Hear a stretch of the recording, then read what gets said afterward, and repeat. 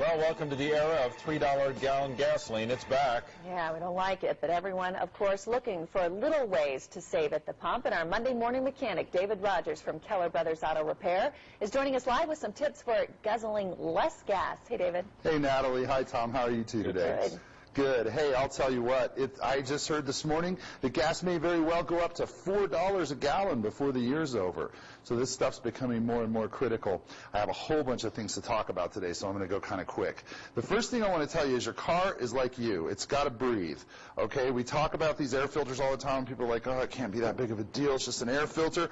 But this is where the air starts coming into the engine. And if your engine has one of these to breathe through instead of one of these, it's going to have a hard time getting the air it needs to mix with the fuel and burn. Basically, after that air filter, the next thing that we want to think about when we think about the air getting into the engine, this is an oxygen sensor, and I know you're thinking, what on earth do I want to know about that for? Because most people don't know, and they don't change them as part of regular maintenance. Here is where the oxygen sensor is, this little blue wire, and it hooks into the exhaust system, and it tells the car's engine how to mix the fuel and gas so it burns efficiently.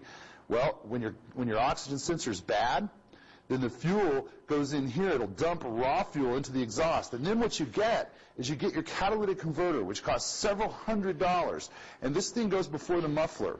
Now, this thing, when you take it and you let that raw fuel drop in there, what happens is the inside of the oxygen sensor or the inside of the catalytic converter, burns up and it's destroyed. And that creates a huge restriction because it becomes plugged.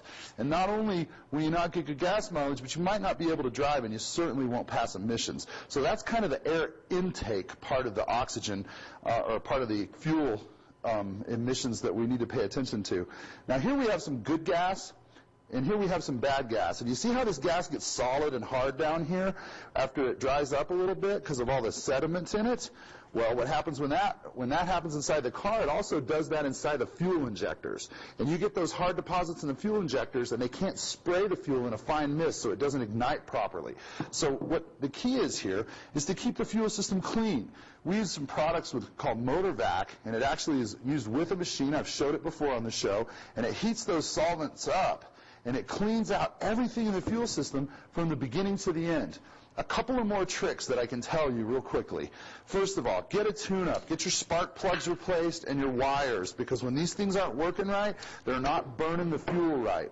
Change your gas cap on the car. If you haven't put a new gas fill cap on the car in the last 4 years, get a new one no matter what. It's going to save you money. That gas evaporates.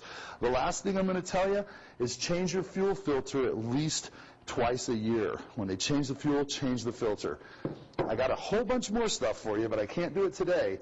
If you stop by and see me, I'll give you one of these for free at my shop, and this will tell you just about everything you need to know to get your gas savings, or stop by the website and click on it, and we'll teach you all about it. I'm excited. I was worried that you were going to say get a bike.